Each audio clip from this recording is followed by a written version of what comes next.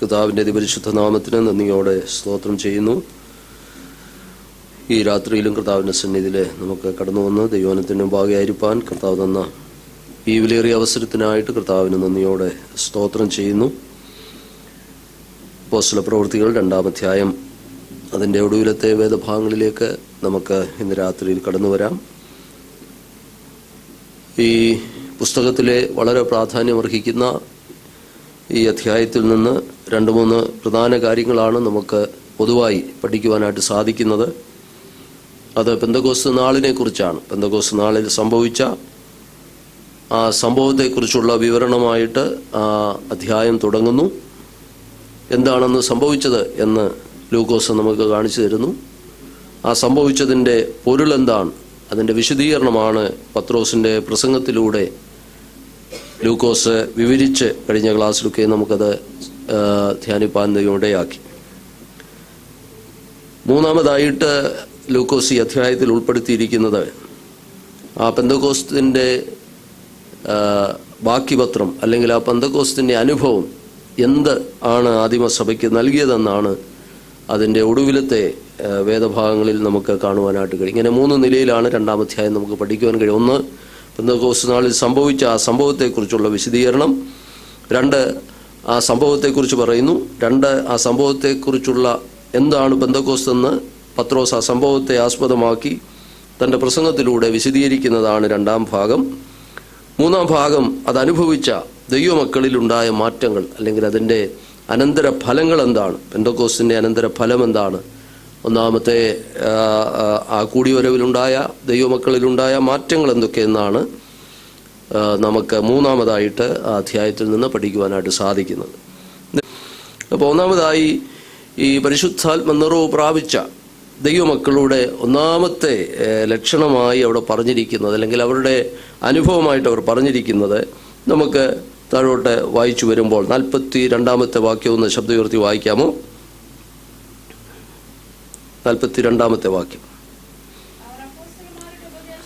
അവർ അപ്പോസ്തലന്മാരുടെ ഉപദേശം കേട്ടു. മതി. ഒന്നാമതായി നമുക്കവിടെ കാണുവാൻ കഴിയുന്നത് പെന്തക്കോസ് എന്ന് പറഞ്ഞാൽ പരിശുദ്ധാത്മാവിൻ്റെ നിറവ് പ്രാപിച്ച ദൈവമക്കളുടെ ഒന്നാമത്തെ അനുഭവം അല്ലെങ്കിൽ അഥവാ അവരുടെ ലക്ഷണം എന്ന് പറയുന്നത് അവർ അപ്പോസ്തലന്മാരുടെ ഉപദേശം കേൾക്കുവാൻ തുടങ്ങി അല്ലെങ്കിൽ ഉപദേശം കേട്ടും കൂട്ടായ്മ ആചരിച്ചു. ഒന്നാമതായിട്ട് നമുക്കവിടെ കാണുവാൻ കഴിയുന്നത് അവർ അപ്പോസ്തലന്മാരുടെ ഉപദേശം കേൾക്കുന്നവരായി അവർ മാറി. അതിനെക്കുറിച്ച് വേദചിന്തകന്മാർ പൊതുവിൽ കൊടുത്തിരിക്കുന്നൊരു heading, it was a learning church. പഠിക്കുവാൻ ആഗ്രഹിക്കുന്ന, ദൈവവചനത്തോട് ദാഹമുള്ള അപ്പോസ്തലന്മാർ എന്ന് പറയുമ്പോൾ നമുക്കറിയാം അവിടെ കർത്താവിനാൽ അവർ നിയോഗിക്കപ്പെട്ടവരായിരുന്നു. അവരുടെ വാമൊഴികൾ, അവർ സംസാരിക്കുന്ന കാര്യങ്ങൾ പിതാവായ ദൈവം കർത്താവായ യേശു ക്രിസ്തുവിലൂടെ ചെയ്ത അടയാളങ്ങളാലും അത്ഭുതങ്ങളാലും അത് ഉറപ്പിച്ചു നൽകുന്നതായിട്ട് നമുക്ക് കാണുവാനായിട്ട് കഴിയും. ദൈവത്തിന് സ്തോത്രം. നമുക്കത് താഴോട്ട് പഠിച്ചു വരുമ്പോൾ അവർ നൽകിയതായ ആ ഉപദേശം, അപ്പോസ്തലന്മാരുടെ ഉപദേശം എന്ന് പറയുമ്പോൾ ഞാൻ പറഞ്ഞു അവർ അതിനുവേണ്ടി തങ്ങളെ തന്നെ സമർപ്പിച്ച് വളരെ ദാഹത്തോടെ അപ്പോസ്തലന്മാരുടെ ഉപദേശത്തിനായിട്ട് കാത്തിരുന്നു എന്ന് കാണുവാനായിട്ട് കഴിയും. ഇനിയും ആ അപ്പോസ്തലന്മാർ അവർ ദൈവത്താൽ നിയോഗിതരായവരാണെന്നുള്ളതിൻ്റെ തെളിവാണ് അതിൻ്റെ 43-ാം വാക്യം കൂടെ വായിച്ചാട്ടെ. 43.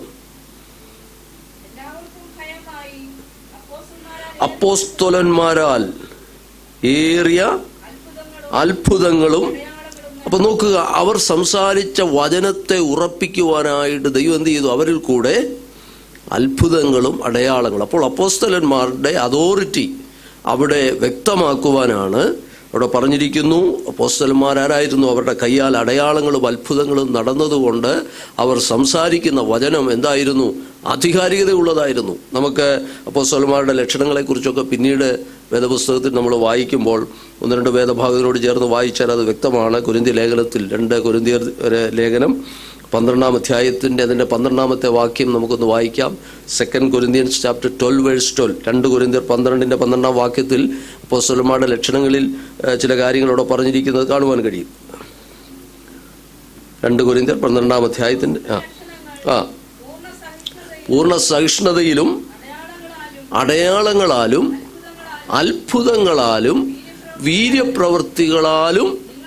അപ്പോൾ അപ്പോസ്തോലന്റെ ലക്ഷണങ്ങളിലൊന്നാണ് ദൈവം അവരെ അതിനായിട്ട് അതോറിറ്റി നൽകിയിരിക്കുന്നു എന്നുള്ളതിൻ്റെ ലക്ഷണമായി ഇവിടെ പറഞ്ഞിരിക്കുന്നതിൽ ഒന്നാണ് എന്ത്? അത്ഭുതങ്ങളും അടയാളങ്ങളും അല്ലെങ്കിൽ വീര്യപ്രവൃത്തികളും. എബ്രായ ലേഖനം നമ്മൾ പഠിക്കുമ്പോൾ അതിൻ്റെ 2-ാം അധ്യായത്തിൽ അതിനോട് ചേർത്ത് വായിച്ചോട്ടെ. എബ്രായ ലേഖനം 2-ാം അധ്യായം 1 മുതൽ 4 വരെയുള്ള വാക്യങ്ങളോട് നോക്കിക്കാട്ടെ. അപ്പോസ്തലന്മാരുടെ ആ അതോറിറ്റിയെ കാണിക്കുവാനായിട്ട് അല്ലെങ്കിൽ അതിനെ ഉറപ്പിക്കുവാനായിട്ട് ദൈവം ചെയ്ത കാര്യങ്ങൾ. എബ്രായ ലേഖനം 2-ാം അധ്യായം 1 മുതൽ 4 വരെയുള്ള വാക്യം. ആ ആ ആ ആ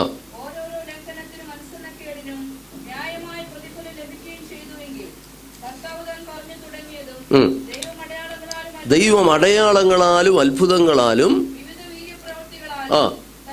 തന്റെ ഇഷ്ടപ്രകാരം പരിശുദ്ധാത്മാവിനെ നൽകിക്കൊണ്ടും സാക്ഷി നിന്നതും കേട്ടവർ നമുക്കുറപ്പ്. അപ്പോൾ അപ്പോസ്തലന്മാർ നമുക്ക് നൽകിയ വചനം അത് ആധികാരികതയുള്ളതാണ്. ആ ഉപദേശത്തിനു വേണ്ടിയാണ് അവർ എന്ത് ചെയ്തത്? പരിശുദ്ധാത്മാവിൽ നിറഞ്ഞ ജനത്തിന്റെ ഒന്നാമത്തെ പ്രത്യേകത എന്ന് പറയുന്നത്, ആ നിറവിന്റെ അനുഭവങ്ങളിൽ ഒന്നെന്ന് പറയുന്നത് വലിയ ദാഹത്തോടെ അപ്പോസ്തലന്മാരുടെ ഉപദേശം കേൾക്കുവാനായിട്ട്, നമ്മുടെ ഭാഷയിൽ പറഞ്ഞാൽ ദൈവവചനത്തിനു വേണ്ടിയുള്ളൊരു വലിയ ദാഹം, അതിനുവേണ്ടിയുള്ളൊരു വലിയ ആർത്തി അവരുടെ ഉള്ളിലുണ്ടായി. അത് കേൾക്കുവാനും പഠിക്കുവാനുമുള്ളൊരു വലിയ ആഗ്രഹം അവരുടെ ഉള്ളത്തിലുണ്ടായി. നമുക്കറിയാം ദൈവത്തിൻ്റെ ആത്മാവാണ് നമ്മെ ദൈവവചനത്തിന് കീഴ്പ്പെടുവാൻ സഹായിക്കുന്നത്. നമ്മൾ ദൈവാത്മാവിനാൽ നിറഞ്ഞ ദൈവമക്കളുടെ ഏറ്റവും അനുഗ്രഹീതമായ ഒരു അനുഭവമാണ് നാം ദൈവവചനത്തിന് വേണ്ടിയുള്ള ദാഹം. അത് ദൈവം നമ്മുടെ ഉള്ളിൽ നൽകുന്നതാണ്. ഇവിടെയും നമുക്ക് ആദ്യമായിട്ട് കാണുവാൻ കഴിയുന്നവർ അവർ ആത്മാവിൽ നിറഞ്ഞ് ദൈവത്തെ സ്തുതിക്കുവാൻ ആത്മാവിൽ നിറഞ്ഞൊരു കൂട്ടമായി അവർ മാറിയപ്പോൾ ഒന്നാമതായിട്ട് അവർക്കുണ്ടായ അനുഭവം എന്ന് പറയുന്നത് 42-ാം വാക്യമാണ്. അവർ അപ്പോസ്തലന്മാരുടെ ഉപദേശം കേട്ടു. ദൈവവചനത്തിനു വേണ്ടിയുള്ള ഒരു വലിയ ദാഹം. അപ്പോൾ ആത്മനിറവിൻ്റെ ഒന്നാമത്തെ അടയാളമായി അല്ലെങ്കിൽ ആത്മനിറവ് പ്രാപിച്ച ഈ സമൂഹത്തിൻ്റെ ഒന്നാമത്തെ ലക്ഷണമായിട്ട് ലൂക്കോസ് ഇവിടെ എടുത്തു പറയുന്നത്, അവർ അപ്പോസ്തലന്മാരുടെ ഉപദേശത്തിനായി തങ്ങളെ devoted themselves to the learning of the word എന്നാണ്, അല്ലെങ്കിൽ ഉപദേശത്തിനായിട്ട് തങ്ങളെ തന്നെ സമർപ്പിച്ചു എന്നാണ് നമുക്ക് കാണുവാനായിട്ട് കഴിയുന്നത്. ഒന്നാമതായി നമുക്ക് അത് കാണുവാൻ കഴിയുന്നു. രണ്ടാമതായി ഞാൻ പറഞ്ഞല്ലോ, ഇന്ന് നാം ആ ഭാഗത്തെ വ്യാഖ്യാനിക്കുമ്പോൾ നമുക്ക് നമ്മുടെ വ്യക്തിപരമായ ജീവിതത്തിലും സമൂഹത്തിൽ നാം ഒരുമിച്ച് കൂടി വരുമ്പോഴും ദൈവവചനത്തോടുള്ള നമ്മുടെ ദാഹത്തെയാണ് അത് കാണിക്കുന്നത്, അല്ലെങ്കിൽ അത് നാം ശോധന ചെയ്യേണ്ടത്. കർത്താവിന് സ്തോത്രം. ഏത് കാലയളവിലും പരിശുദ്ധാത്മ നിറവ് പ്രാപിച്ച ദൈവവചനത്തിൻ്റെ അല്ലെങ്കിൽ ദൈവ പൈതലിൻ്റെ ലക്ഷണമാണ് ദൈവവചനത്തോടുള്ള സ്നേഹവും അതിനോടുള്ള ദാഹവും എപ്പോഴും ഉണ്ടായിരിക്കുക എന്നുള്ളത്. ദൈവത്തിന് മഹത്വം. അത് നമ്മളിൽ കുറയുമ്പോൾ നാം മനസ്സിലാക്കണം നമ്മുടെ ആത്മീയ ജീവിതത്തിൽ എവിടെയോ തകരാറ് സംഭവിച്ചിട്ടുണ്ടെന്നുള്ളത്. രണ്ടാമതായി നമുക്കിവിടെ കാണുവാൻ കഴിയുന്നത് ആദ്യ സമൂഹത്തിൻ്റെ ആ പരിശുദ്ധാത്മ നിറവ് പ്രാപിച്ച സമൂഹത്തിൻ്റെ രണ്ടാമത്തെ ലക്ഷണം. അപ്പോൾ 4 പ്രധാന കാര്യങ്ങളാണ് ഇന്ന് രാത്രി നമ്മൾ ചിന്തിക്കുന്നത്. അപ്പോസ്തല പ്രവൃത്തി 2-ാം അധ്യായത്തിൽ ആത്മനിറവ് പ്രാപിച്ച ദൈവവചനത്തിൻ്റെ 4 പ്രധാന ലക്ഷണങ്ങൾ. ഒന്ന് നമ്മൾ കണ്ടത്, അവർ ദൈവവചനത്തിനു വേണ്ടി ദാഹിക്കുന്നവരായിരുന്നു. രണ്ടാമത് നമുക്ക് കാണുവാൻ കഴിയുന്നത്, നാം പൊതുവായി പറയാറുണ്ട്, അവരുടെ സ്നേഹം, അവർ തമ്മിലുള്ളതായ ആ കൂട്ടായ്മ, സ്നേഹം എന്നുള്ള കാര്യമാണ്. ദൈവത്തിന് സ്തോത്രം. നമ്മൾ അതിന് അവിടെ ഉപയോഗിച്ചിരിക്കുന്ന പദം നിങ്ങളൊന്ന് ശ്രദ്ധിച്ചാൽ, അവർ അപ്പോസ്തലന്മാരുടെ ഉപദേശം കേട്ടും കൂട്ടായ്മ ആചരിച്ചു. പല സന്ദർഭങ്ങളിൽ ആ വേർഡിനെ കുറിച്ച് ഞാൻ ഓർപ്പിച്ചിട്ടുണ്ട്. കൂട്ടായ്മ എന്നുള്ളൊരു പദം അതിൻ്റെ നാമമായിട്ട് ഉപയോഗിച്ചിരിക്കുന്ന ഒരു പ്രത്യേക സ്ഥലമാണിത്. മറ്റു പലയിടങ്ങളിലും അത് ഒരു ക്രിയാപദമായിട്ട് ഉപയോഗിച്ചിട്ടുണ്ടെങ്കിൽ കൂട്ടായ്മ എന്നുള്ള പദം ഇങ്ങനെ ഉപയോഗിച്ചിരിക്കുന്ന ഒരിടമാണ് നമ്മളിവിടെ കാണുന്നത്. എന്താണ് ആ കൂട്ടായ്മ? അത് അവരുടെ സ്നേഹത്തെ കാണിക്കുന്നതാണ്.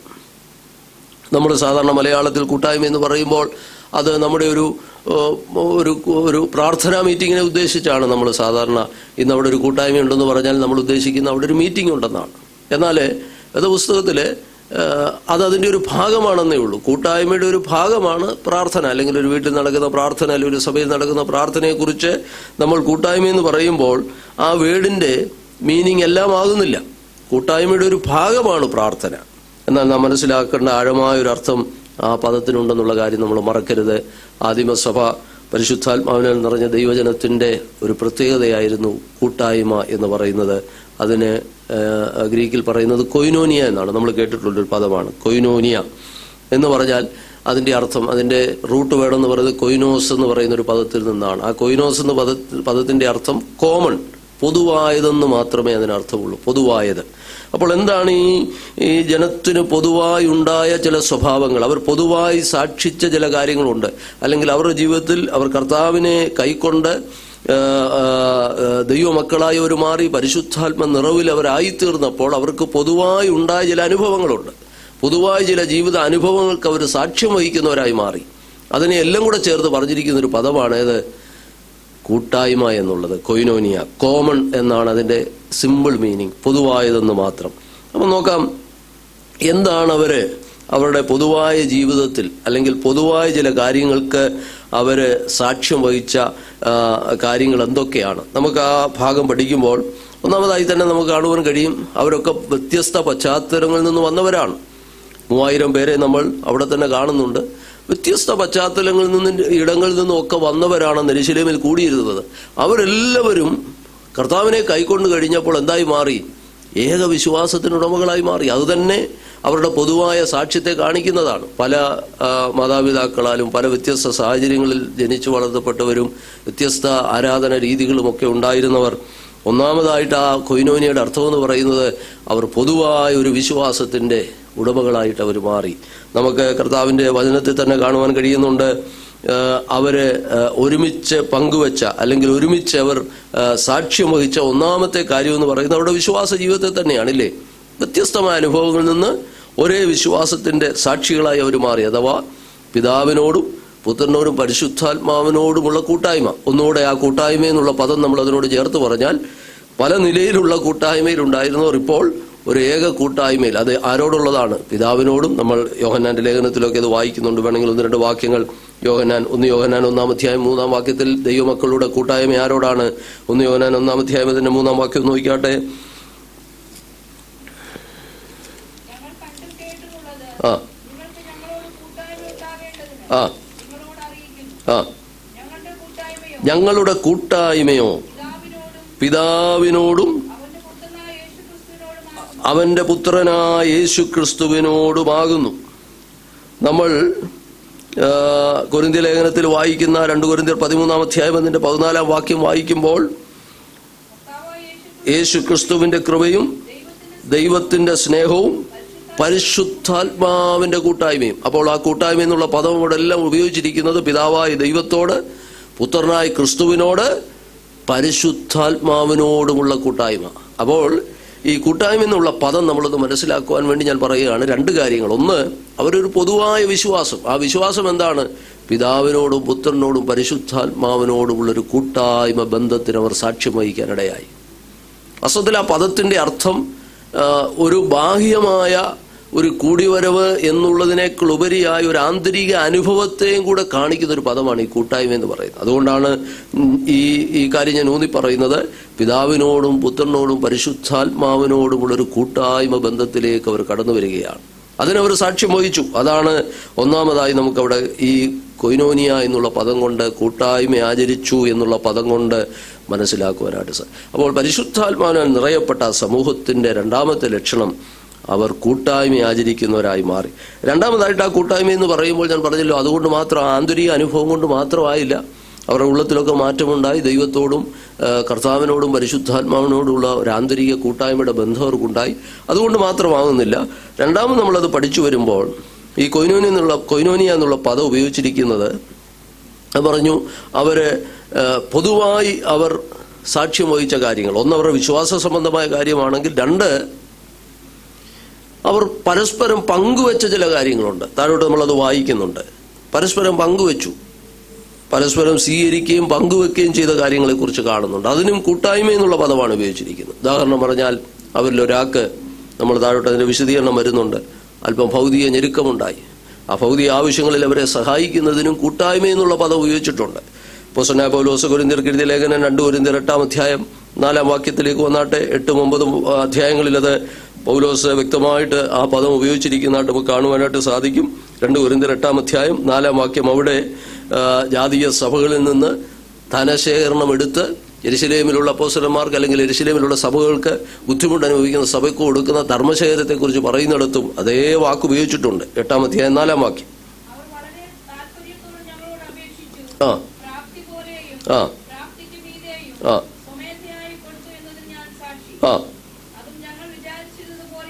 ആ ആ അവിടെ കൊടുത്തു എന്ന് ഉപയോഗിച്ചിരിക്കുന്നത് കൊയിനോനി എന്നുള്ള പദമാണ്. ഗ്രീക്കിലത് കൊയിനോനി എന്നാണ്, മലയാളത്തിലത് കൊടുത്തു, സ്വമേധയായി കൊടുത്തു. അത് കൊയിനോനി എന്നുള്ള പദം ഉപയോഗിച്ചിട്ടുണ്ട്. 9-ാം അധ്യായം 13-ാം വാക്യം അവിടെ നോക്കിയേ.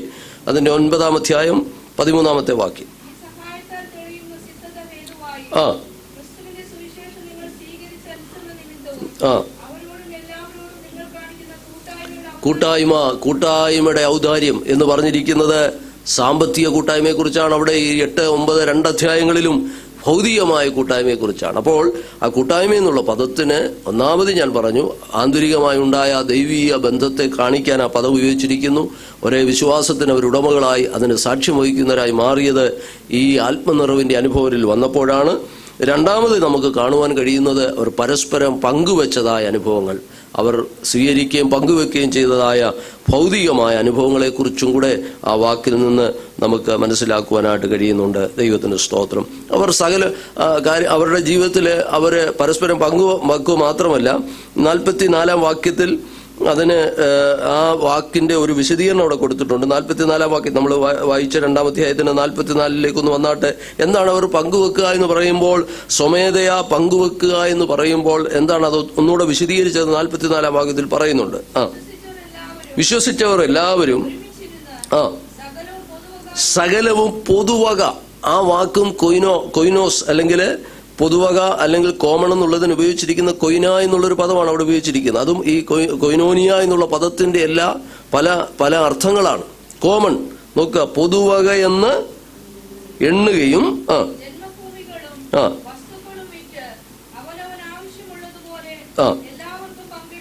ആ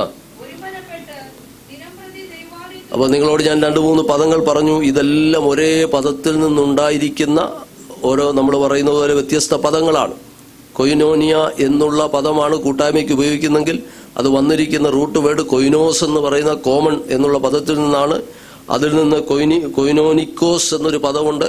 അതാണ് നമ്മളിപ്പോൾ വായിച്ചു. ജനറസ് എന്നാണ് അതിന്റെ മീനിങ്. ഉദാരമതികളാകുക അല്ലെങ്കിൽ മറ്റുള്ളവരോട് മനസ്സിലുള്ളവരായി തീരുന്നതിന് ആ പദം ഉപയോഗിച്ചിട്ടുണ്ട്. പൊതുവക എന്നെണ്ണി എന്നുള്ളതിന് അവിടെ ഉപയോഗിച്ചിരിക്കുന്ന കൊയിന, കോമൺ എന്നുള്ള പദം തന്നെയാണ് അവിടെയും ഉപയോഗിച്ചിരിക്കുന്നത്. അവിടെ പറഞ്ഞിരിക്കുന്നത് നമ്മളിപ്പോൾ പറഞ്ഞ പരസ്പരം പങ്കുവെക്കുവാനായിട്ട് അവർ ഉപയോഗിച്ച രീതി എന്താണെന്നാണ് നമ്മൾക്ക് അവിടെ കാണുവാൻ കഴിയുന്നത്. അവരെന്ത് ചെയ്തു? അവർ സകലവും പൊതുവക എന്നെണ്ണി എന്ന് പറഞ്ഞാൽ, പൊതുവക എന്നെണ്ണി ജന്മഭൂമികളും വസ്തുക്കളും വിറ്റ് അവനവന് ആവശ്യമുള്ളതുപോലെ എല്ലാവർക്കും പങ്കിടുന്ന ഒരു അനുഭവം. അതിനാണ് കൊയിനോനിയ എന്ന് പറയുന്നത്, പങ്കിടലിന്റെ അനുഭവം. പരസ്പരം പങ്കിടുന്ന അനുഭവത്തെയാണ് കൊയിനോനിയ എന്നുള്ള പദം കൊണ്ട് അവിടെ അർത്ഥമാക്കുന്നത്. അപ്പോൾ ഞാൻ പറഞ്ഞു, ഒന്നാമത് അവരുടെ വിശ്വാസ സംബന്ധമായ കാര്യങ്ങൾ, ഏക വിശ്വാസത്തിന് സാക്ഷികളായി അവർ മാറി. അതിനെ കൊയിനോനിയ എന്ന് പറയും. പിതാവായ ദൈവത്തോടും പുത്രനായ ക്രിസ്തുവിനോടും പരിശുദ്ധാത്മാവിനോടുള്ള ഒരു കൂട്ടായ്മ അവർ പങ്കിടുന്ന അനുഭവത്തിലേക്ക് വന്നപ്പോൾ, അല്ലെങ്കിൽ ആ ഒരു അനുഭവത്തിന് സാക്ഷ്യം വഹിച്ചപ്പോൾ ആ അനുഭവത്തിന് കൊയിനോനിയ എന്ന് ഉപയോഗിച്ചിരിക്കുന്നു. 2, അവരുടെ വസ്തുവകകളും ജന്മഭൂമികളും ഒക്കെ വിറ്റ് സകലവും പൊതുവകയെന്നെണ്ണി ഓരോരുത്തർക്ക് അവരവർക്ക് ആവശ്യമുള്ളതുപോലെ അത് പങ്കിട്ട് കൊടുക്കുന്ന ഒരു അനുഭവത്തിനും കൊയിനോനിയ എന്നവിടെ പറഞ്ഞിട്ടുണ്ട്. ദൈവത്തിന് സ്തോത്രം. ഇത് ആദിമസഭയുടെ ഒരു അനുഭവമായിരുന്നു. നമുക്കറിയാം, പെന്തക്കോസ്തിന്റെ ആരംഭ നാളുകളിലൊക്കെ അങ്ങനെയായിരുന്നു. നമ്മൾ ഈ കാണുന്ന അനുഭവങ്ങൾ ദൈവമക്കളുടെ ഇടയിൽ ഉണ്ടായിരുന്നു. കഷ്ടമനുഭവിക്കുന്നവരെ കൈത്താങ്ങുവാനും അവരെ ഏതെല്ലാം നിലകളിൽ അവർക്ക് സഹായം ആവശ്യമുണ്ടോ ആ സഹായങ്ങൾ നമുക്ക് ചെയ്യാവുന്ന നിലകളിലൊക്കെ സഹായിക്കുന്നൊരു അനുഭവം ദൈവമക്കളുടെ ഇടയിലുണ്ട്. അത് നമുക്ക് കാണുവാനായിട്ട് സാധിക്കുന്നുണ്ട്. എന്നാൽ ഈ വേദഭാഗം നമ്മൾ മനസ്സിലാക്കേണ്ടത്, ചിലർ ഇതിനെ അക്ഷരികമായി വ്യാഖ്യാനിക്കാറുണ്ട്. കാലാന്തരങ്ങളിലൊക്കെ അങ്ങനെ അക്ഷരികമായി ഇതിനെ വ്യാഖ്യാനിച്ച സഭാ വിഭാഗങ്ങളുണ്ട്. അവർ പറയുന്നത്, ഈ അനുഭവത്തിലേക്ക് വരുന്ന ദൈവമക്കൾ ദൈവസഭയായി ഒരുമിച്ച് ചേർന്ന് കഴിയുമ്പോൾ അവർക്ക് വസ്തുവിന്റെ അവകാശങ്ങളോ ഉടമസ്ഥാവകാശങ്ങളോ ഒന്നും പാടില്ല എന്ന് വാദിക്കുന്ന ആളുകളുണ്ട്. അനാബാപ്റ്റിസ്റ്റ് എന്ന് പറയുന്ന ഒരു ഗ്രൂപ്പൊക്കെ രൂപപ്പെട്ട സമയത്ത് അവരുടെ ഇടയിൽ ഒരു പ്രധാന, ആ ഗ്രൂപ്പിലേക്ക് ഒരാൾക്ക് ചേരാൻ കഴിയണമെങ്കിൽ അവർ ആദ്യം ചെയ്യേണ്ടത് അവരുടെ വസ്തുവകളെല്ലാം കൊണ്ടുവന്ന് അവർക്ക് സമർപ്പിക്കണം. വ്യക്തിപരമായതിന് അവകാശികളായിരിക്കാൻ പാടില്ല. അവിടെയുള്ളവരാണ് അതിൻ്റെ ഉടമസ്ഥാവകാശം. അത് അവർക്ക് ആവശ്യമുള്ളതുപോലെ അത് വീതിച്ചു കൊടുക്കുന്ന രീതിയായിരുന്നു അവർക്കുണ്ടായത്. അപ്പം പിൽക്കാലത്ത് ഇതിനെ അക്ഷരീകമായി പിന്തുടരുന്ന പല സഭാവിഭാഗങ്ങളും ഉടലെടുത്തിട്ടുണ്ട്. ഇന്നത്തെ കാലത്തും അതിനെയൊക്കെ ഫോളോ ചെയ്യുന്നവരുണ്ട്. എന്നാൽ വാസ്തവത്തിൽ നമ്മൾ ആ വചനം പഠിക്കുമ്പോൾ എന്താണ് ആദിമസഭയുടെ ആത്മനിറവ് പ്രാപിച്ച ദൈവജനത്തിൻ്റെ ആ പങ്കിടലിൻ്റെ അനുഭവത്തെക്കുറിച്ച് ദൈവജനം എന്താണ് പറയുന്നത്? നമ്മൾ ദൈവജനമാണല്ലോ അനുസരിക്കേണ്ടത്. അതിനെ വ്യക്തമായിട്ട് നമ്മൾ അവിടെ പഠിക്കുമ്പോൾ 1-2 പദങ്ങൾ വളരെ ശ്രദ്ധേയമാണ്. കാരണം നമ്മളതിൽ തെറ്റിദ്ധരിക്കപ്പെടുവാനിടയാകരുത്. വേറൊരു കൂട്ടർ പറയുന്നുണ്ട്, ഞാൻ പറഞ്ഞല്ലോ, പിന്നീട് വന്ന കൂട്ടങ്ങൾ മാത്രമല്ല, ഈ 1-ാം നൂറ്റാണ്ടിലെ സഭ ഇത് പിന്തുടരുന്ന സമയത്ത് തന്നെ നാം മനസ്സിലാക്കേണ്ട ഒരു കാര്യം, യെരുശലേമിന് കിഴക്കായിട്ട് കുമ്രാൻ കമ്മ്യൂണിറ്റി അല്ലെങ്കിൽ എസ്നീസ് എന്ന് പറയുന്ന, അതായത് നമുക്കറിയാം എരുവുകാരെന്ന് പറയുന്ന ഒരു ഗ്രൂപ്പുണ്ട്. അതുപോലെ എസ്നീസ് എന്ന് പറയുന്ന ഈ യഹൂദന്മാരുടെ ഇടയിൽ തന്നെ പല വിഭാഗങ്ങളുണ്ടായിരുന്നു. അതിൽ ഈ കുമ്രാൻ കമ്മ്യൂണിറ്റി എന്ന് പറയുന്ന യെരുശലേമിൽ നിന്ന് കിഴക്കായിട്ട് സ്ഥിതി ചെയ്യുന്ന ഒരു കുമ്രാൻ കേവും അതിനോട് ബന്ധപ്പെട്ടുള്ള ഒരു കമ്മ്യൂണിറ്റി അവിടെ ഉണ്ടായിരുന്നു, ഒരു സന്യാസ സമൂഹം. ആ സമൂഹം ഇതേ രീതി അന്ന് സ്വീകരിച്ചിരുന്നു. 1-ാം നൂറ്റാണ്ടിലെ സഭ ഉടലെടുക്കുന്ന ആ സമയത്ത് തന്നെ അതേ ഈ പ്രിൻസിപ്പിൾ, അതായത് കോമൺ ഓണർഷിപ്പ് ഓഫ് പ്രോപ്പർട്ടി, ആർക്കും വ്യക്തിപരമായിട്ട് വസ്തുവകകൾ കൈവശപ്പെടുത്താൻ പാടില്ല. ആ കമ്മ്യൂണിറ്റിയിലുള്ളവർക്ക് എന്താണ് കോമൺ ഓണർഷിപ്പ് ഓഫ് പ്രോപ്പർട്ടിയാണ് അലൗഡായിട്ടുള്ളത്. അപ്പോൾ ആ ഒരു രീതി അവിടെ ഉണ്ടായിരുന്നു. അപ്പോൾ ഒരു കൂട്ടം ചിന്തകന്മാർ പറയുന്നത് ഈ ആദിമസഭ ഇത് സ്വീകരിച്ചു, ഇതിനെ കോപ്പി ചെയ്തു എന്ന് വാദിക്കുന്നവർ ഉണ്ട്. അപ്പോൾ ആ സമൂഹത്തിൽ അങ്ങനെ നിലവിലുണ്ടായിരുന്നു. യെരുശലേമിൽ തന്നെ ഇതുണ്ട്. അപ്പോൾ ഒരു കൂട്ടർ പറയുന്നു അത് കണ്ടിട്ട് ഇവരും ഇതിനെ അനുകരിച്ചതാണ് എന്ന് പറയുന്നുണ്ട്. നമ്മളിത് പഠിക്കുന്ന വാസ്തവത്തിൽ നമ്മൾ അതുകൊണ്ടാണ് ദൈവവചനത്തിലേക്ക് നമ്മുടെ കണ്ണ് ഓടിച്ചു നോക്കിയാൽ ഒരിക്കലും ആ സമൂഹത്തിന്റെ കോപ്പി ചെയ്തതല്ല. പിന്നെ ഇവർ ഈ ആത്മനിറവ് പ്രാപിച്ച ദൈവജനത്തിന് ഉണ്ടായ അനുഭവം എന്താണ്? 2 ചോദ്യങ്ങളാണ് അവിടെ. ഒന്ന്, ഞാൻ പറഞ്ഞു, ഇത് അവർ അനുകരിച്ചതാണോ? 2, നാമും അങ്ങനെ അനുകരിച്ചതാണെങ്കിൽ നാമും അത് ചെയ്യാൻ ബാധ്യസ്ഥരല്ലേ എന്നുള്ളൊരു ചോദ്യമുണ്ട്. എന്നാൽ വാസ്തവത്തിൽ അതെന്താണ് അവിടെ പറഞ്ഞിരിക്കുന്നത്? അതുകൊണ്ടാണ് ഞാൻ പറഞ്ഞത്, അത് നമ്മൾ വളരെ വ്യക്തമായിട്ടത് മനസ്സിലാക്കേണ്ടതുണ്ട്. ദൈവത്തിന് സ്തോത്രം. നമുക്കറിയാം, വസ്തുവകൾ വിറ്റ് കർത്താവിനെ സേവിക്കുന്നവർ ഇന്നുമുണ്ട്. കർത്താവ് തന്നെ തൻ്റെ അടുക്കൽ വന്ന ഒരാളോട്, അല്ലെങ്കിൽ സമ്പത്തുള്ളൊരു മനുഷ്യനോട് പറഞ്ഞു, എന്നെ അനുഗമിക്കാനായിട്ട് നീ എന്ത് ചെയ്യണം? നിനക്കുള്ളതെല്ലാം വിറ്റ് ദരിദ്രന്മാർക്ക് കൊടുത്തിട്ട് പിന്നെ വന്ന് എന്നെ അനുഗമിക്കാൻ പറഞ്ഞിട്ടുണ്ട്. അപ്പോൾ കർത്താവ് ഇന്നും അങ്ങനെ ചിലരെ വ്യക്തിപരമായിട്ടൊക്കെ തങ്ങൾക്കുള്ളതെല്ലാം വിട്ട് കർത്താവിനെ സേവിക്കാനും അല്ലെങ്കിൽ കർത്താവിനെ പിൻപറ്റുവാനായിട്ട് വിളിക്കുന്ന ആ വിളിയൊന്നും നമ്മളും തിരസ്കരിക്കുന്നില്ല. ചിലരെ അങ്ങനെ വിളിച്ചെന്ന് വരാം. എന്നാൽ ഒരിക്കലും കർത്താവും അപ്പോസ്തലന്മാരും തിരുവചനം നമ്മൾ ശ്രദ്ധയോടെ പഠിച്ചാൽ ഒരിക്കലും വസ്തുവകകൾ നമുക്ക് അവകാശമായിരിക്കാൻ പാടില്ല എന്ന് ദൈവവചനം പഠിപ്പിക്കുന്നില്ല. ഞാൻ പറഞ്ഞ ഒന്നുകൂടെ ശ്രദ്ധിക്കണം. കർത്താവ് വ്യക്തമായിട്ട് ചിലരെ വിളിച്ച് അങ്ങനെയുള്ള വേലയ്ക്കായിട്ട് ആക്കിയവരുണ്ട്, അല്ലെങ്കിൽ എല്ലാം വിട്ട് കർത്താവിൻ്റെ പിന്നാലെ പോയവരുണ്ട്, അല്ലെങ്കിൽ അങ്ങനെ ചിലരെ അങ്ങനെയുള്ള കോളിംഗ് ഉണ്ടായിരിക്കാം. എന്നാൽ ഒരിക്കലും ദൈവവചനം ദൈവമക്കൾക്ക് ഈ ഭൂമിയിൽ വസ്തുവകകളോ മറ്റ് അവകാശങ്ങളോ ഉണ്ടാകാൻ പാടില്ല എന്ന് ദൈവവചനം എന്ത് ചെയ്യുന്നില്ല? ഒരിക്കലും പറയുന്നില്ല. അതിന് ദൈവവചനം എതിരല്ല എന്ന് നമുക്ക് കാണുവാനായിട്ട് കഴിയും. രണ്ടാമത് നമ്മൾ ഈ വചനം വായിച്ചാൽ ഇവിടെ തന്നെ വ്യക്തമാണ്. വാസ്തവത്തിൽ ഈ വചനത്തിൽ തന്നെ ഒരു തെളിവുണ്ട്. നമുക്ക് ചരിത്രത്തിൽ പറയുന്നതിന് നോക്കി നിങ്ങൾ ആ വാക്യത്തിൽ വായിച്ചേ, അതിൻ്റെ 46-ാം വാക്യം ഒന്ന് വായിച്ചേ.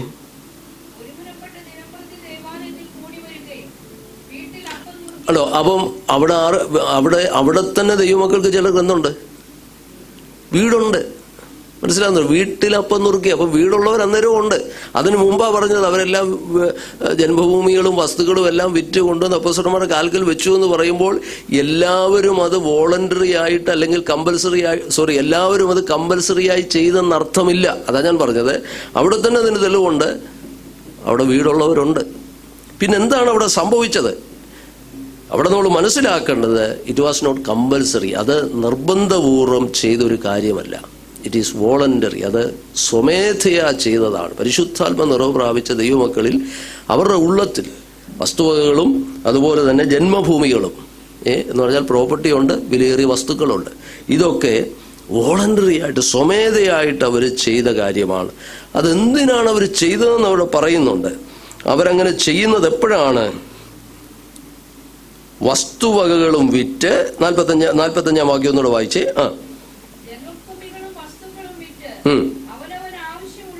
അവനവൻ ആവശ്യമുള്ളതുപോലെ, അതൊരു പ്രധാന പദമാണ്. അവനവൻ ആവശ്യമുള്ളതുപോലെ. അപ്പോൾ അത് നിരന്തരമായി നടന്നു വന്നൊരു വാചകമായിട്ടല്ല. ആ ഗ്രീക്ക് വേർഡിന്റെയും ആ ടെൻസും എല്ലാം നമ്മൾ പഠിച്ചാൽ അത് ഒക്കേഷനിലാണ്.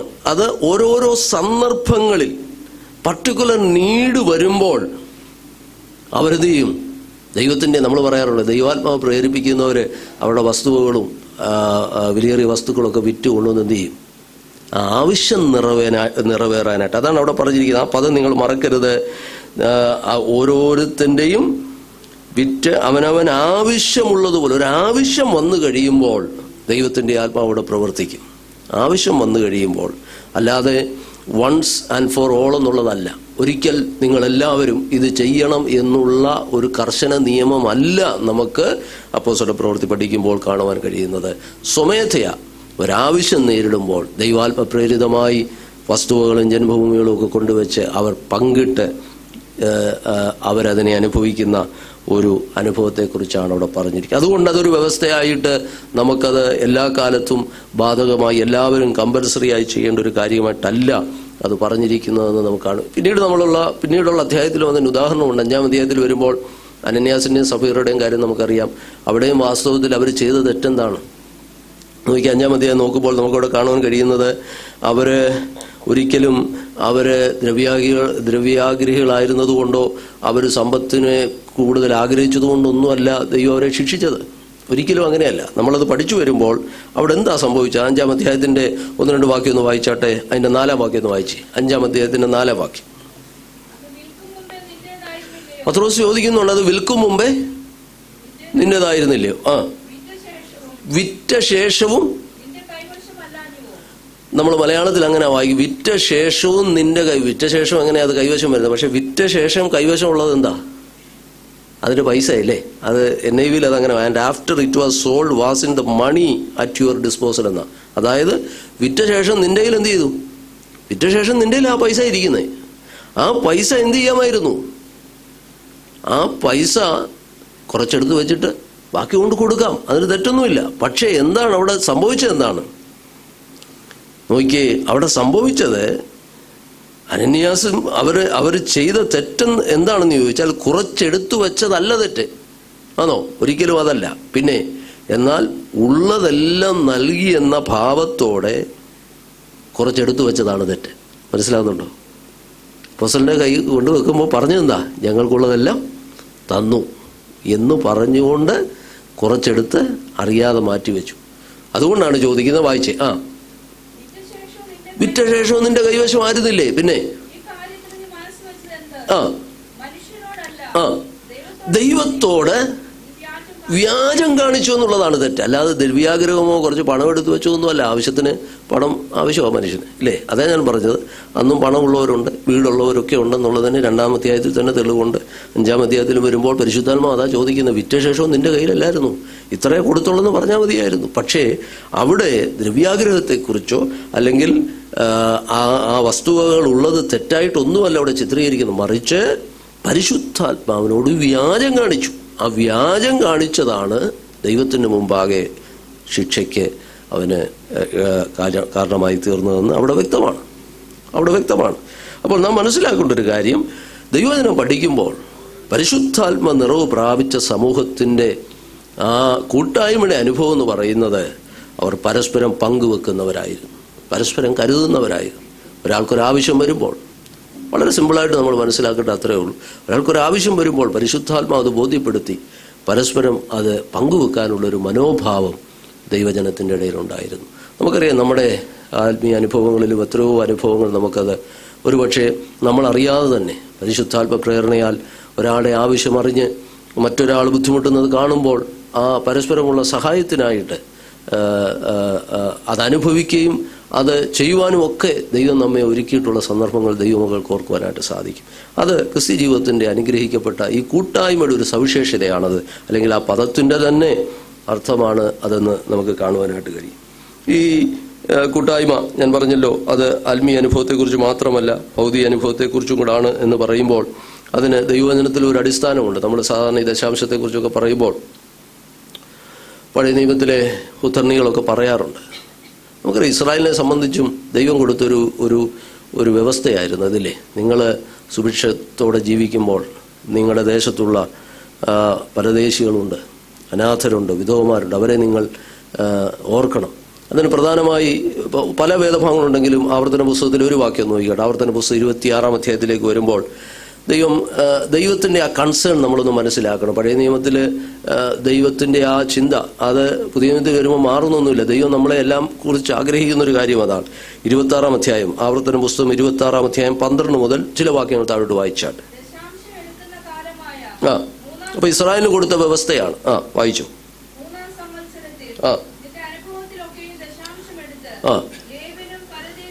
ആർക്കൊക്കെയാണ്? ലേവ്യനും പരദേശിയും അനാഥനും വിധവയും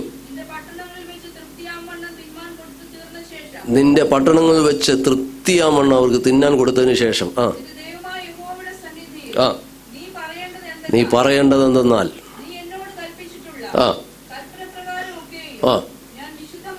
ഞാൻ വിശുദ്ധമായത് എന്റെ വീട്ടിൽ നിന്ന് കൊണ്ടുവന്ന് ലേവ്യനും പരദേശിക്കും അനാഥനും വിധവയ്ക്കും ഞാൻ കൊടുത്തിരിക്കുന്നു. അടുത്തോടെ, ഞാൻ നിന്റെ കൽപ്പന ലംഘിക്കുകയോ ഞാനത് മറക്കുകയോ. അപ്പം നോക്കണേ, ദൈവം ശക്തമായി പറഞ്ഞൊരു കൽപ്പനയാണ്. ഞാനത് മറന്നിട്ടില്ല. അടുത്ത വാക്യം, എന്റെ ദുഃഖത്തിൽ ഞാൻ അതിൽ നിന്ന് തിന്നിട്ടില്ല. അപ്പം സൗകര്യം പോലെ അത് മാറ്റിവെച്ചില്ലെന്ന് എൻ്റെ അർത്ഥം. എന്റെ ദുഃഖത്തിൽ ഞാനത് തിന്നിട്ടില്ല. പിന്നെ അശുദ്ധനായിരുന്നപ്പോൾ ഒന്നും എന്ത് ചെയ്തില്ല, ദൈവം പറഞ്ഞത് അങ്ങനെ തന്നെ ചെയ്തു. അതിൽ നിന്ന് എടുത്ത് മാറ്റി വെച്ചില്ല. എന്റെ ദുഃഖത്തിൽ നിന്ന് അതിൽ നിന്ന് എടുത്ത് ഭക്ഷിച്ചില്ല. പിന്നെ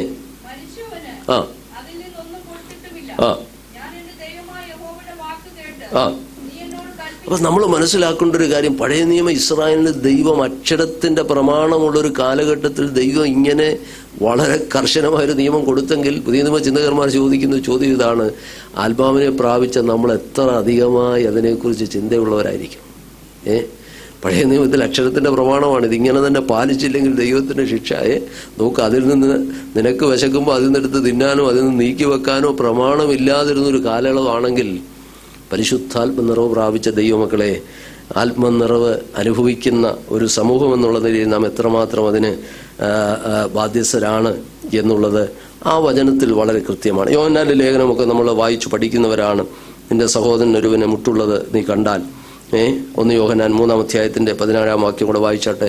ഒത്തിരി വേദഭാഗങ്ങൾ പുതിയ നിയമത്തിൽ നമുക്കതിനോട് ബന്ധപ്പെട്ട് കാണുവാനായിട്ട് കഴിയും. വാസ്തവത്തിൽ ദൈവവചനത്തിന്റെ ഉപദേശം എന്ന് പറയുന്നത് പരസ്പരമുള്ള കരുതലും പങ്കിടലുമാണ് എന്നുള്ളതിന് യാതൊരു സംശയമില്ല. 1 യോഹന്നാൻ 3:17.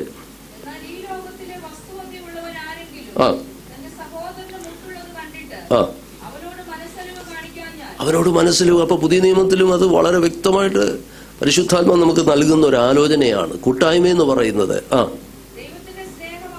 ദൈവസ്നേഹത്തിന്റെ ഒരു പ്രദർശനമാണത്.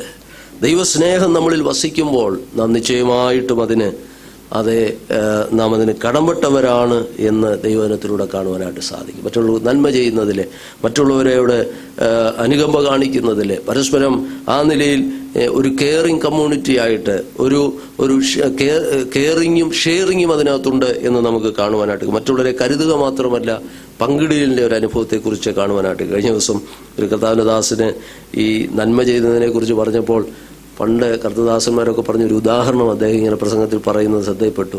നമ്മളൊക്കെ കേട്ടിട്ടുണ്ടായിരിക്കും. നമ്മളൊക്കെ ഈ നമ്മുടെ നാട്ടിൻ പ്രദേശത്തൊക്കെ കിണ്ടി എന്ന് പറയുന്നൊരു സാധനം ഉണ്ടല്ലേ, കണ്ടിട്ടുണ്ടോ? കിണ്ടി കണ്ടിട്ടില്ലേ?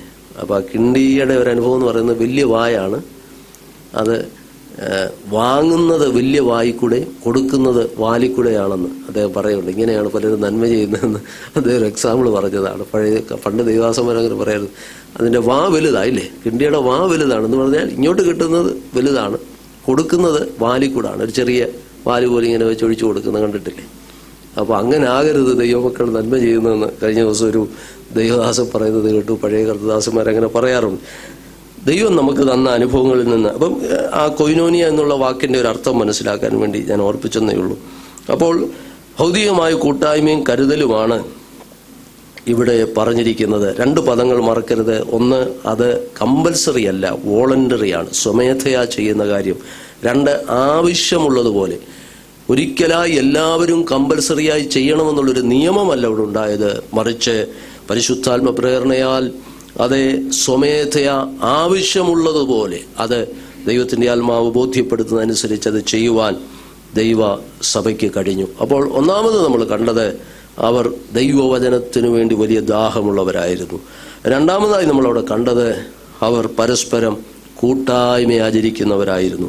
ആ കൂട്ടായ്മയുടെ 2 അനുഭവങ്ങളെക്കുറിച്ച് ഞാൻ പറഞ്ഞു. ഒന്ന്, പിതാവായ ദൈവത്തോടും പുത്രനായ ക്രിസ്തുവിനോടും പരിശുദ്ധാത്മാവിനോടുമുള്ള ഒരു കൂട്ടായ്മ ബന്ധം. അത് ആന്തരിക അനുഭവത്തെ കാണിക്കുന്നതാണ്. ആ ഒരു ബന്ധത്തിന് സാക്ഷ്യം വഹിക്കുവാൻ ദൈവം അവരുടെ ജീവിതത്തിലിടയാക്കി. 2, അവരുടെ പുറമേയുള്ള അവരുടെ ഭൗതികമായ ജീവിത അനുഭവങ്ങളിലും പരസ്പരം പങ്കുവെക്കുന്ന അനുഭവത്തിലേക്ക് ദൈവം അവരെ അത് മാറ്റി. ആ അനുഭവത്തിനുമാണ് കൂട്ടായ്മ എന്ന പദം കൊണ്ട് അർത്ഥമാക്കുന്നത്. ദൈവത്തിന് സ്തോത്രം. മൂന്നാമതായിട്ട് നമുക്ക് ആ സമൂഹത്തെക്കുറിച്ച് കാണുവാൻ കഴിയുന്നത് 42-ാം വാക്യം നമ്മൾ ഒന്നുകൂടെ വായിക്കുകയാണ്. 42 മുതൽ 47 വരെയുള്ള വാക്യങ്ങളിലാണ് പെന്തക്കോസ് അല്ലെങ്കിൽ പരിശുദ്ധാത്മ നിറവ് പ്രാപിച്ച ദൈവമക്കൾക്കുണ്ടായ അനുഭവങ്ങളെയാണ് നമ്മളിപ്പോൾ വിലയിരുത്തിക്കൊണ്ടിരിക്കുന്നത്. ഒന്ന്, അവർ അപ്പോസ്തലന്മാരുടെ ഉപദേശം കേട്ടും, അതാ ഞാൻ പറഞ്ഞ ദൈവവചനത്തെക്കുറിച്ചുള്ള വലിയ ദാഹം അവർക്കുണ്ടായി. 2, അവർ കൂട്ടായ്മ ആചരിക്കുന്നവരായിരുന്നു. മൂന്നാമത് അവരുടെ പ്രത്യേകത,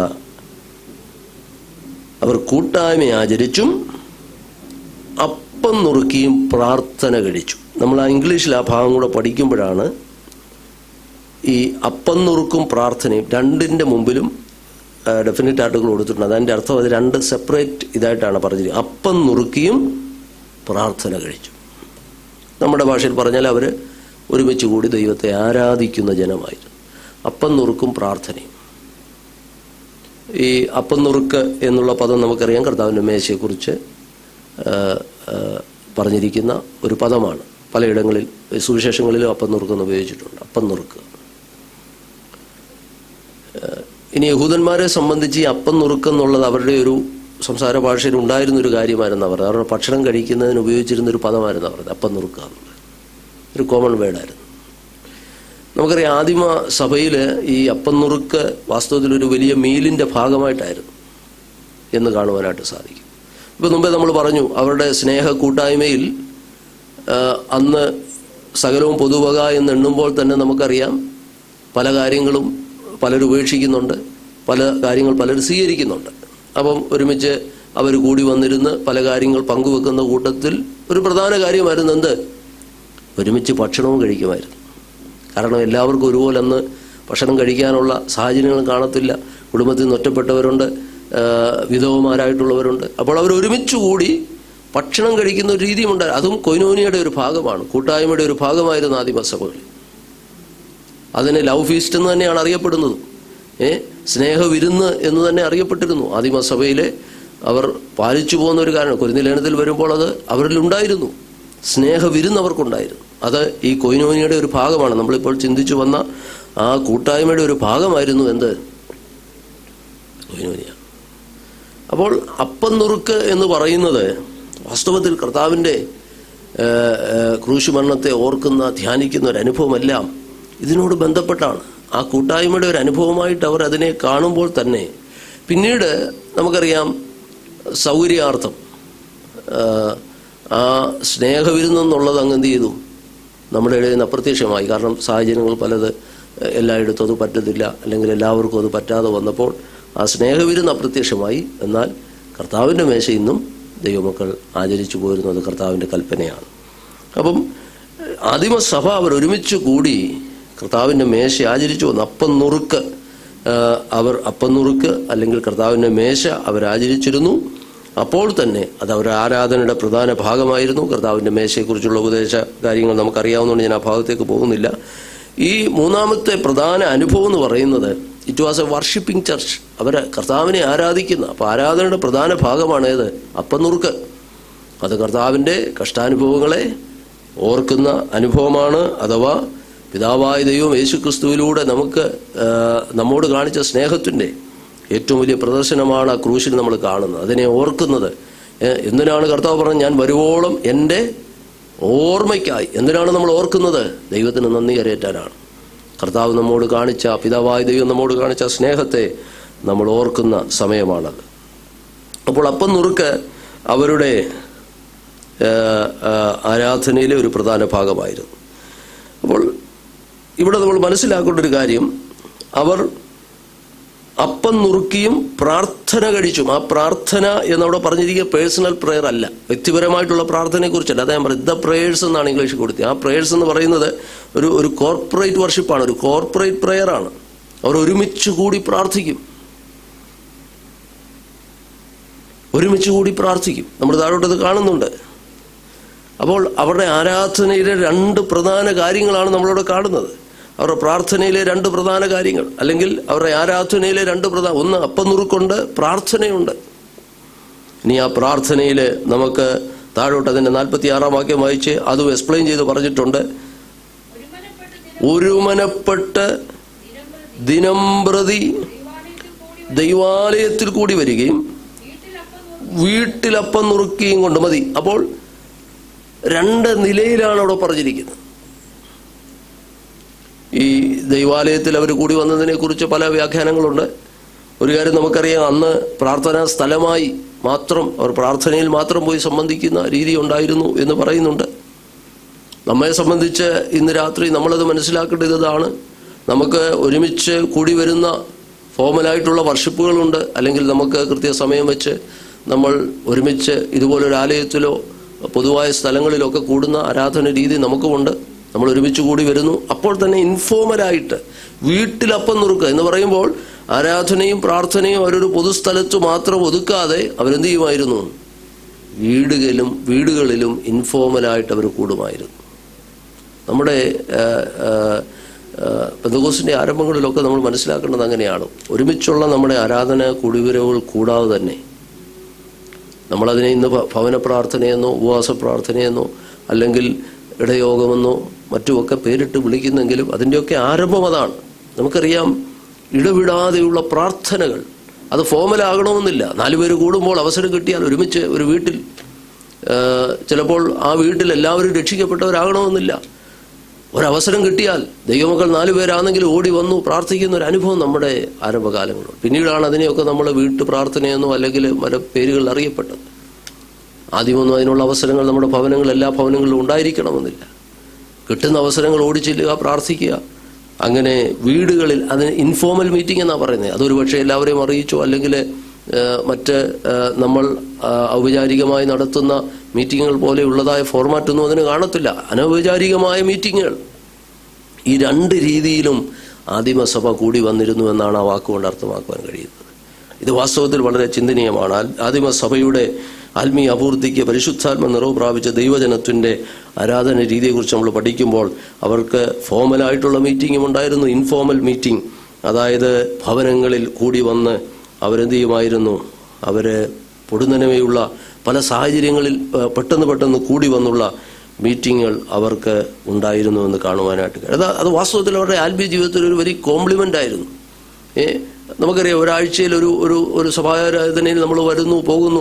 പണ്ട് നാമധേയ ആരാധനകളൊക്കെ നിന്നപ്പോഴും നമ്മൾ അങ്ങനെയാണ് ചെയ്തു വന്നത്. ഒരു ഞായറാഴ്ച പോയി ഒരു പക്ഷേ നമ്മൾ അവിടെ പോയി അതിൽ കൂടി തിരിച്ചു പോരുന്നു. എന്നാൽ അതുപോലെയല്ല. വിശ്വാസ ജീവിതത്തിൽ വന്നതിന് ശേഷമായിട്ട് നമുക്കറിയാം, നമ്മുടെ കൂട്ടായ്മകളെ നമ്മൾ തിരിഞ്ഞു നോക്കിയാൽ എത്രയോ ആത്മീയ കൂട്ടായ്മകളാണ് നമ്മെ ദൈവസന്നിധിയിൽ ആത്മീയ വളർച്ചയിലേക്ക് നയിച്ചത് എന്ന് കാണുവാനായിട്ട് സാധിക്കും.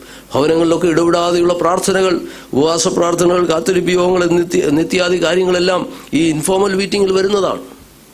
ആ മീറ്റിങ്ങുകളൊക്കെ നമുക്ക് പല വീടുകളിലായിട്ടായിരിക്കാം, പല വരാന്തകളിലായിട്ടായിരിക്കാം, പലയിടങ്ങളിൽ കടന്നുപോയി നമ്മൾ അങ്ങനെ ഒരുമിച്ച് കൂടുകയും പ്രാർത്ഥിക്കുകയും ഒക്കെ ചെയ്ത അനുഭവത്തെക്കുറിച്ചാണ് ഇവിടെ നമുക്ക് കാണുവാനായിട്ട്. ഇൻഫോർമലായിട്ടുള്ള മീറ്റിംഗ്, അതിൻ്റെ പ്രാധാന്യം നമ്മൾ വളരെ മനസ്സിലാക്കേണ്ടത് വളരെ ആവശ്യമാണ്. അവിടെ ആ മീറ്റിങ്ങിൻ്റെ 2-3 അനുഭവങ്ങളോട് പറയുന്നുണ്ട്. ഞാൻ പറഞ്ഞല്ലോ, അത് അനൗപചാരികമായിരുന്നു എന്ന് പറഞ്ഞാൽ പള്ളികളിലുള്ള ആരാധന എന്ന് പറയുമ്പോൾ നമുക്ക് അതിനൊരു ഫോമുണ്ട്. എല്ലാ കാര്യങ്ങളും അവിടെ നടക്കണം. എന്നാൽ വീടുകളിലുള്ള പ്രാർത്ഥന, ഇൻഫോർമൽ മീറ്റിംഗ് എന്ന് പറയുമ്പോൾ അത് സാധാരണയായി അനൗപചാരികമായി നടക്കുന്ന മീറ്റിങ്ങുകളാണ്. അതുമാത്രമല്ല, വളരെ സുഭിക്ഷിതയുള്ള എന്ന് പറഞ്ഞാൽ നമുക്കറിയാം, നമുക്ക് സ്വാതന്ത്ര്യത്തോടെ കുറച്ചുകൂടെ ദൈവസന്നിധിയിൽ പ്രാർത്ഥിക്കുവാൻ, നമ്മുടെ ആത്മീയ ജീവിതത്തെക്കുറിച്ചൊക്കെ നമ്മൾ വിലയിരുത്തുമ്പോൾ അങ്ങനെയുള്ള മീറ്റിങ്ങുകളാണ് നമുക്ക് വാസ്തവത്തിൽ വളരെയധികം ആത്മീയ പ്രചോദനത്തിനും ആത്മീയ അനുഭവങ്ങൾക്കുമൊക്കെ മുഖാന്തരമായി തീർന്നത്. അങ്ങനെയുള്ള ഇൻഫോർമൽ മീറ്റിങ്ങുകളാണ് എന്ന് കാണുവാനായിട്ട് കഴിയും. അതുമാത്രമല്ല, അവർ ആരാധനയിൽ ഉണ്ടായ ഒരു അനുഭവത്തെക്കുറിച്ചുകൂടെ പറഞ്ഞ് നമുക്ക് ആ ഭാഗം അവസാനിപ്പിക്കാം. നോക്കിക്കേ, അവരങ്ങനെ കൂടി വന്നു, ഒരുമനപ്പെട്ട് പള്ളിയിലും അതുപോലെ തന്നെ ദിനംപ്രതി ദൈവാലയത്തിലും വീട്ടിലും അവർ കൂടി വന്നു, അപ്പം നുറുക്കിക്കൊണ്ട് ഉല്ലാസവും ഹൃദയപരമാർത്ഥതയും പൂണ്ട് ഭക്ഷണം കഴിക്കുകയും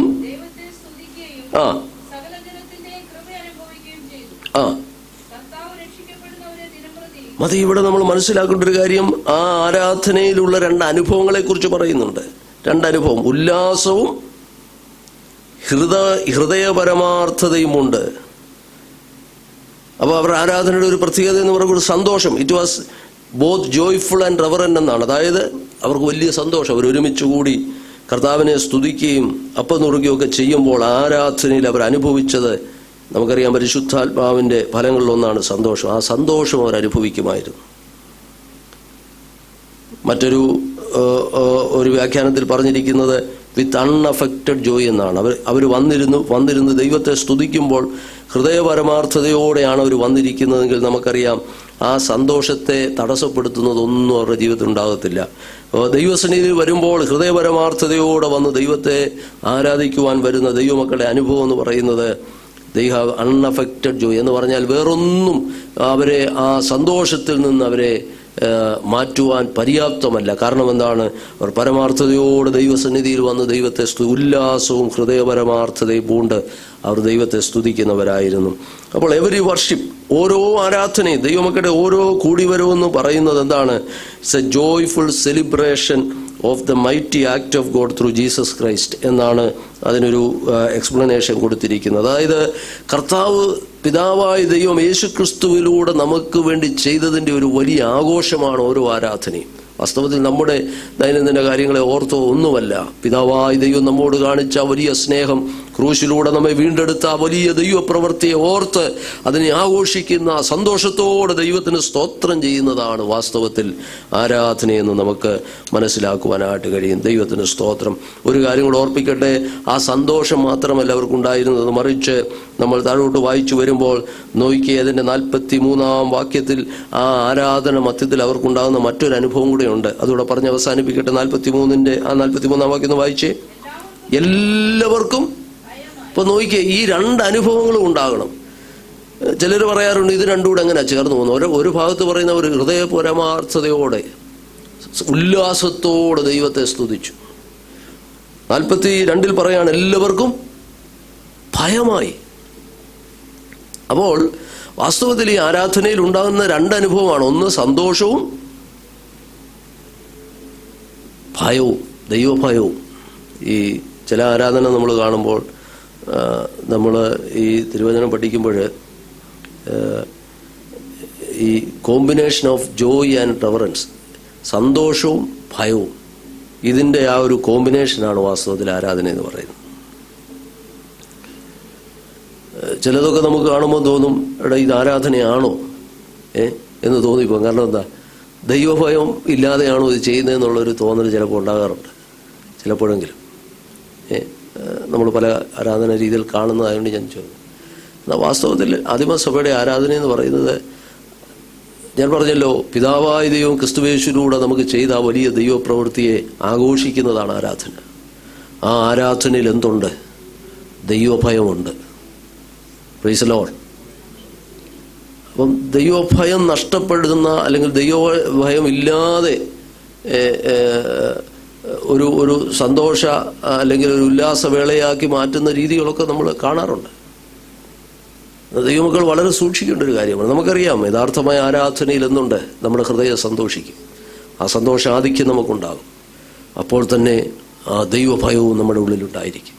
ദൈവഭയത്തോടുകൂടെ കർത്താവിൻ്റെ സന്നിധിയിൽ നമുക്ക് സന്തോഷിക്കുവാൻ കഴിയുന്ന ഒരനുഭവത്തിനാണ് ആരാധനയെന്ന് ഇവിടെ പറഞ്ഞിരിക്കുന്നത്. നമ്മളത് വളരെ മനസ്സിലാക്കണം. ഇത് തിരിച്ചറിയുവാൻ നമ്മൾ വന്നിരിക്കുന്ന ഈ കാലഘട്ടത്തിൽ ഇതൊക്കെ മനസ്സിലാക്കുവാനും തിരിച്ചറിയുവാനും ഒക്കെ ദൈവവചനം നമ്മെ സഹായിക്കട്ടെ.